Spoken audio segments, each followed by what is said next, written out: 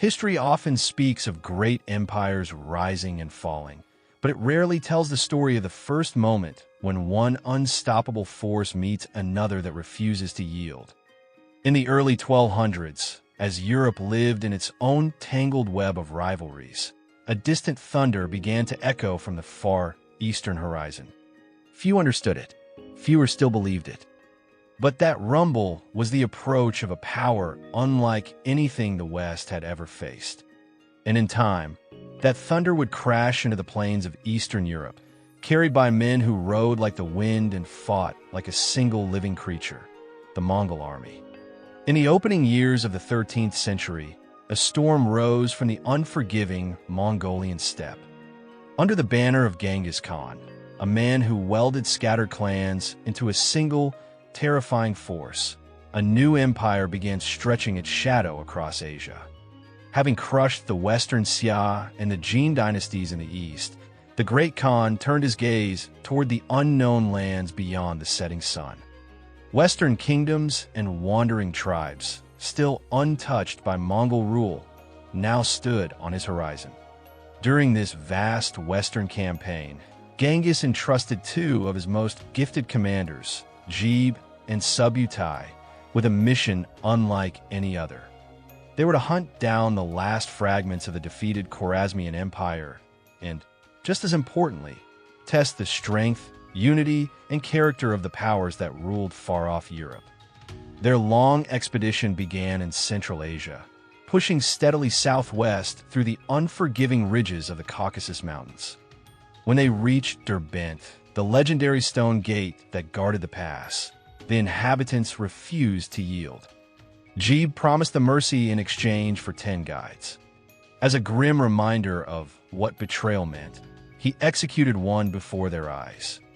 Allowed through the pass, the Mongols still had to abandon heavy siege engines and lost hundreds of men to blizzards, cliffs, and treacherous snow. But such obstacles never broke them. Descending from the mountains, they entered wide, fertile plains dotted with nomads and local tribes who had no idea that an iron tempest was sweeping toward them. Not long after leaving the Caucasus, the Mongols confronted a formidable coalition, Lezhins, Alans, and Circassians, around 50,000 strong. Seeing the scale of danger, the Cumans, Turkic nomads ruling lands from Lake Balkhash to the Black Sea, joined the alliance, pulling in the Volga Bulgars and Khazars as well. Cuman Grand Chief Kodian placed his forces under his brother Yuri and his son Daniel. But against such a vast coalition, the Mongols reached for their deadliest strategy, divide and conquer. They sent envoys to the Cuman leaders, invoking the old ties between Turkic and Mongol peoples. They promised rich spoils if the Cumans simply stepped aside and let fate take its course. And the deception struck deep. Whether from fear or greed, the Cumans withdrew. The alliance collapsed. In an instant, the Mongols attacked, shattered the remaining forces, and then fell upon the retreating Cumans themselves. 2 entire Cuman wings were hunted down and annihilated. Thousands of horsemen perished. Chief after chief fell. Astrakhan was plundered. The Mongols won with arrows and steel, but also with promises sharpened into weapons, the most dangerous blades on the steppe. Yet the disaster for the Cumans had only begun. The Mongols chased the survivors northwest, driving them straight toward the borders of the Rus principalities. Kodian, desperate and exhausted, fled with what remained of his warriors to his son-in-law, the Galician Prince Mstislav Mstislavich. Breathless, he warned him, "Today the Mongols take our lands. Tomorrow they will take yours." The princes of Rus were slow to believe him. For generations, the Cumans had raided Rus lands, burning villages and stealing captives. Many Rus rulers viewed them as enemies, not allies. But then new reports arrived. The Mongols were riding west along the Dniester, closing in on the frontier. Fear spread through the cities of Kiev, Galicia, and Chernigov.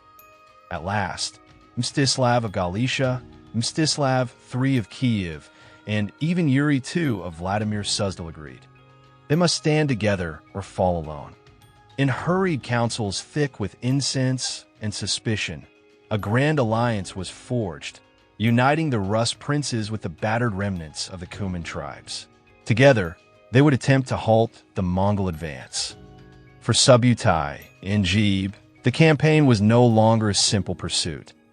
It had become a trial, a test to see whether Mongol discipline, strategy, and guile could overcome a massive Western coalition. Ahead of them, on the open plains, both armies converged toward a fateful meeting place, the banks of the Kalka River, where one of history's most devastating ambushes was about to unfold. As the Mongol commanders rode north out of the Caucasus, dark tales rushed across the southern Rus steppes. A horse-borne force from the east, swift as a storm, had burned cities and slain those who surrendered. These whispers reached the nomadic tribes, especially the Cumans and their allies the Alans, who were seasoned warriors of the steppe, but had never faced an enemy of such cold precision.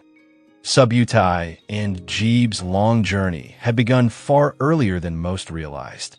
While awaiting instructions from Genghis Khan, they had swept across western Iran, conquering city after city. They then marched into Azerbaijan, accepting a vast ransom to spare wealthy Tabriz.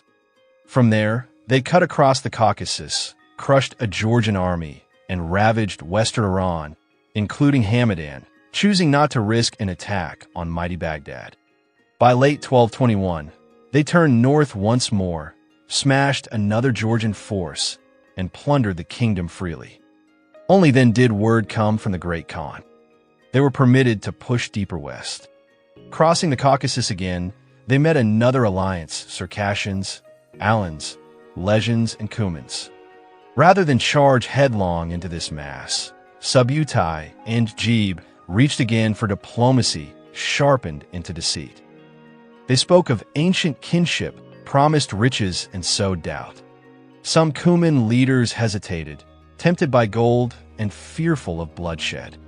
That hesitation cracked the alliance apart. The Mongols struck immediately. They crushed the Circassians, Alans, and Lezhins, then turned on the wavering Cumans, splitting them, hunting them down, reclaiming even the gold they had used to bribe them. Not yet finished, the Mongols sent a detachment into Crimea, stormed Genoese trading posts, and razed the city of Sudak before pursuing the last panicked Cuman survivors north into the lands of Rus. For all their skill as horsemen, the Cumans had a fatal weakness. They had no single ruler, a patchwork of tribes, loosely bound and often quarreling. They united only when disaster loomed. And now, that disaster had the face of Subutai and Jebe. The Alans, once the proud rulers of a powerful steppe kingdom, were now reduced to a small but valiant remnant, clinging to their old tradition of heavy armored cavalry. Yet even their courage could not shield them from the psychological shock of the Mongol onslaught. After witnessing how swiftly the tribes around them crumbled, their morale, too, began to unravel. In the earliest stages of the campaign, Subutai and Jebe had already revealed the core of Mongol warfare. They did not rely solely on numbers or brute strength, but on fear, deception, and the ability to shatter alliances from within. As the broken Cuman host fled northward, they carried with them nightmarish tales, stories that soon echoed across the lands of the Rus. These were the same Cumans, driven nearly to extinction, who now begged the Rus princes for aid. Their plea marked the beginning of a fragile new union, one that would lead directly to the bloody confrontation at the Kalka River. When Subutai and Jebe emerged from the Caucasus, the shattered Cumans ran ahead in terror, describing an army no one in the West had ever faced. Riders fast as storm winds, disciplined as tempered steel, and merciless as a desert gale. The rumors sped across the grasslands and along trade routes until they reached the gates of Kievan Rus, a realm already weakened by internal rivalries. By the early 13th century, Kievan Rus was no longer the unified state it had once been. Kiev, Galicia, Chernigov, Smolensk, and Vladimir Suzdal were each ruled by their own princes, independent, proud, and frequently hostile to one another. Every prince commanded his own army and carried ambitions that often outweighed any sense of common purpose. But the threat rising from the east forced a reckoning. Mstislav III of Kiev, one of the most influential rulers of the age, realized that without unity, Rus would fall. He sent urgent letters throughout the principalities, calling princes great and small to set aside feuds and gather for a council. Beneath the vaulted ceilings of domed churches and amid the incense drifting over the Dnieper, a coalition unlike any before was forged. Kiev, Galicia, Chernihiv, Smolensk, and even the battered Cuman survivors formed a united front, driven by both fear and vengeance.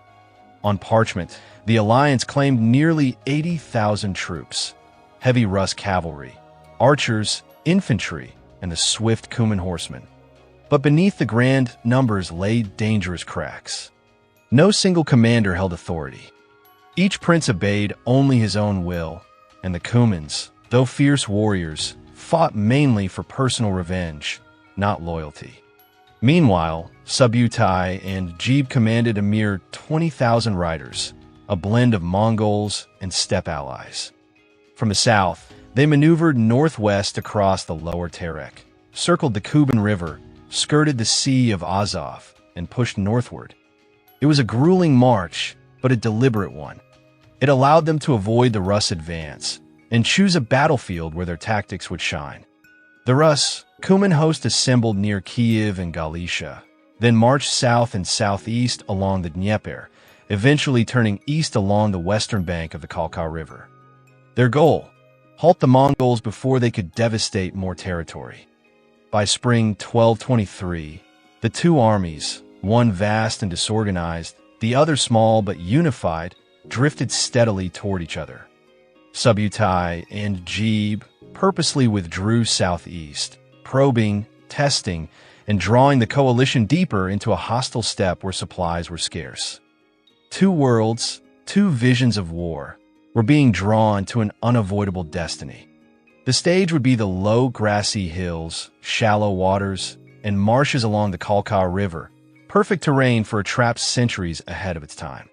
In spring 1223, upon the broad plains surrounding the Kalka, one of history's most intricate ambushes was about to unfold. The clash was the culmination of a journey that had stretched across deserts, mountains, and endless steppe. After annihilating the last embers of the Khwarazmian Empire and crossing the rugged Caucasus, Subutai and Jebe advanced into the northern Black Sea plains, moving along the eastern bank of the Dnieper. Their intention had been to link up with Joki, Genghis Khan's eldest son, who was marching from the Aral Sea. But Joki's sudden illness stopped his advance, leaving Subutai and Jebe without reinforcement. Undeterred, they pressed forward, determined to test the strength of the Rus and the nomadic tribes. Across the river, disaster rippled quickly through the principalities of Rus: Kiev, Galicia, Volhynia, Chernihiv, and Kursk. At the summons of Mstislav III of Kiev, an alliance was mustered, joined by roughly 5,000 Cuman horsemen thirsting for revenge after their rout. The allied forces approached from several directions. Galicia and Volhynia advanced from the southwest, following the river. Kiev and Chernihiv marched from the north. Kursk pushed in from the east. Meanwhile, the Cuman cavalry sought to sweep around and strike the Mongols from behind. Together, they aimed to trap the Mongols on the eastern bank of the Dnieper in a massive pincer attack. Sensing danger, the Mongols slipped away to the southeast, leaving a small rear guard of about 1,000 men under Hamdek to watch and bait the enemy. The Rus and Cumans quickly crossed the river, crushed this small detachment, and believed they had scored the first victory. They had no idea it was the opening move of a well-crafted deception. Subutai and Jebe sent envoys to Mstislav of Kiev, claiming they sought only the Cumans and bore no hostility toward Rus. But Mstislav had the messengers executed, an act that severed any hope of negotiation and officially committed the coalition to war. Once they confirmed that the Rus were on the march, The Mongol generals pulled back even farther, burning settlements to enhance the illusion of a panicked retreat. For 9 long days, they led the Rus and Cumans across the sweeping plains east of the Dnieper and north of the Sea of Azov, drawing them deeper and deeper into territory the Mongols had chosen with care. The coalition grew overconfident, stretched thin, and increasingly undisciplined. The Cuman cavalry, burning for vengeance, frequently pushed ahead of the main force. Subutai and Jebe watched patiently. The moment was coming. At last, the armies reached the banks of the Kalka, a modest river flowing into the Sea of Azov. The Rus forces split into several wings: Galicia, Volhynia, Kursk, and Chernihiv, each governed by its own prince, each refusing to answer to another. Meanwhile, the Cuman horsemen rushed headlong across the river, eager for battle. The Mongols faked another retreat. The Cumans thundered after them, crossing to the far side and separating themselves from the still-crossing Rus army. This was the signal. Subutai and Jebe struck. From both the northern and southern flanks of the Kalka, Mongol cavalry swept in like 2 blades closing on their target. The Cuman vanguard was trapped instantly. Chaos exploded among them as Mongol archers rained arrows from horseback. Within moments, their formation shattered. The Mongols then turned and crashed into the Rus troops who had just finished crossing the river, striking them before they could organize. The trap had snapped shut. Subutai, master of timing and terrain, waited patiently until more than half of the Rus host had crossed the river. Only then did he unleash a full, coordinated assault. Mongol horsemen surged in from 3 directions, turning the plains of the Kalka into a vast iron cauldron. The heavily armored Rus troops found themselves trapped. Their weight and rigid formations left them helpless on the open steppe. The Mongols, riding light and fast, attacked in sudden bursts, feigned retreats, then slammed forward again. The army of Chernihiv, unaware that the battle had already ignited, rode straight into the retreating Cumans, tangling the formation even further. Confusion rippled through the entire coalition. Then came another blow. The Mongols released smoke pots and incendiary burners, swallowing parts of the field in choking haze. The Rus detachments lost sight of one another. Officers shouted orders no one could hear, and the alliance, never truly united, began to crumble. One by one, isolated clusters were surrounded and wiped out. When the remaining Rus and Cuman forces fell back toward their riverside fortifications, Subutai struck the killing blow. He smashed through their wooden barricades and stormed directly into the heart of their camp. The line collapsed. In moments, the plains were littered with bodies. Chroniclers wrote that tens of thousands died in only a few hours.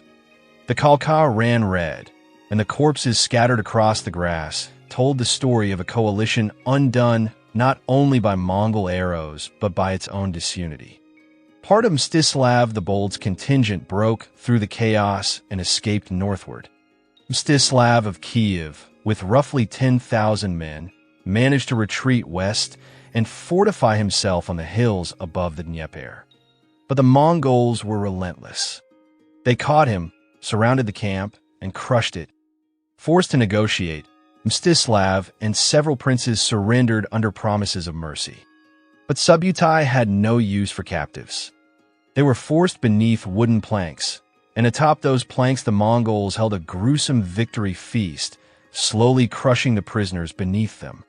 It was a cold, deliberate ritual, a message etched into the earth. This is the price of arrogance, and the penalty for division. Though the battle itself lasted a single day, it was the culmination of a week-long deception that had begun far away in the Caucasus and ended on the banks of the Kalka. When the Mongols' triumphal cries faded across the plains, all that remained were shattered shields, splintered spears, overturned tents, horse carcasses, and the iron scent of drying blood.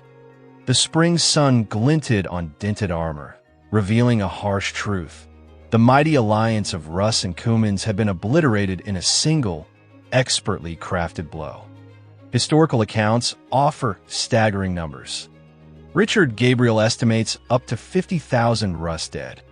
The primary chronicle claims about 10,000. The later Nikon Chronicle suggests over 60,000. The Novgorod First Chronicle, our most reliable source, offers no exact figure, only a chilling line: of every 10 men, 1 returned. The meaning was clear: almost the entire coalition had been destroyed. Only Mstislav the Bold and Prince Daniel of Volhynia preserved fragments of their armies. Most other princes, among them Mstislav of Kiev, perished. The already fractured Rus principalities now faced political collapse. The princes, once hailed as the shields of the land, had lost not only their warriors but the trust of their people. The tale of Mstislav of Kiev transformed from one of leadership to a symbol of ruin, a ruler tricked, trapped, and humiliated. For generations, the grim image of Rus princes crushed under Mongol planks, while their captors feasted above, burned in the memory of the steppe and the forests alike. Across the region, panic spread. In Kiev, in Novgorod, in Chernigov, citizens whispered about the eastern horsemen who fought like shadows and waited with the patience of hunters. Trade routes faltered, villages emptied, and entire communities fled north, desperate to escape the storm from the east. The fragile alliance among the Rus cities splintered. Suspicion replaced unity. For the Cumans, the defeat was total. Their remaining tribes were hunted relentlessly. Chieftains fell, clans shattered, and survivors sought refuge in Hungary, carrying with them fractured memories of the steppe. The once dominant nomads of the northern Black Sea vanished as a political force. After their victory, Subutai and Jebe did not immediately invade deeper. They chased the Galician princes, raided smaller towns, then turned eastward.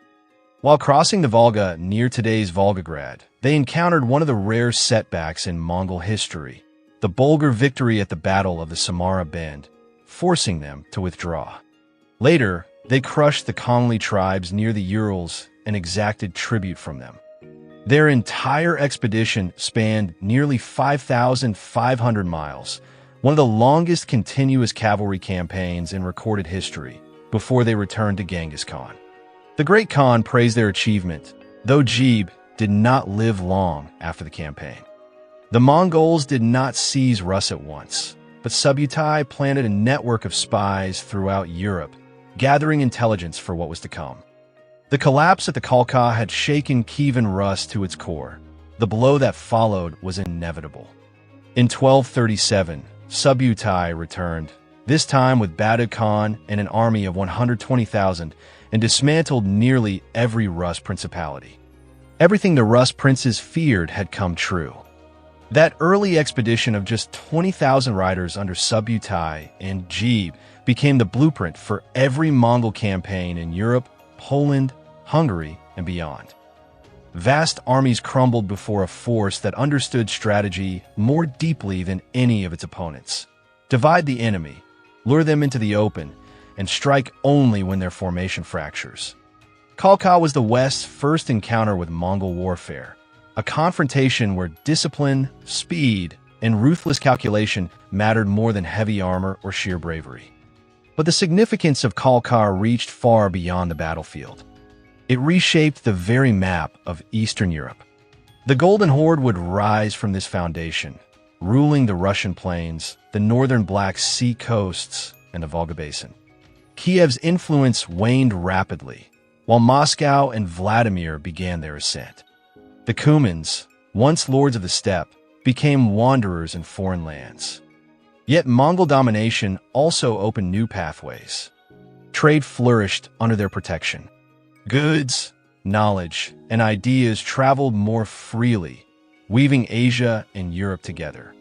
Cities like Sarai became hubs of culture and commerce, even as the shadow of the Mongol horse lingered behind them. Thus, the Battle of the Kalka River in 1223 was not merely a bloody disaster for the Rus and Cumans. It was a turning point that quietly reshaped the destiny of Eastern Europe. It ushered in an era of Mongol supremacy, spread fear across kingdoms, and linked distant civilizations along roads marked by iron and smoke. The fields of Kalka taught a brutal lesson. Courage without unity is powerless, and underestimating a patient enemy invites ruin. From that scarred plain, the echoes of defeat still whisper across the centuries.